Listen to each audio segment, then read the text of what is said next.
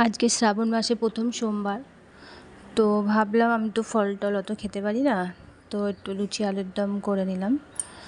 আলুটাকে ভালো করে কেটে ভালো করে ধুয়ে নেব, ধুয়ে ভেজে নেবো নুন হলুদ দিয়ে ভাজা হয়ে গেলে আলুগুলোকে তুলে দেবো, দিয়ে জিরে তেজপাতা সোমবার দিয়ে আদা জিরে ধনে বাটা পেস্টটা দিয়ে দেবো, সঙ্গে একটু টমেটো দেবো, টমেটো না দিলে ভালো লাগবে না।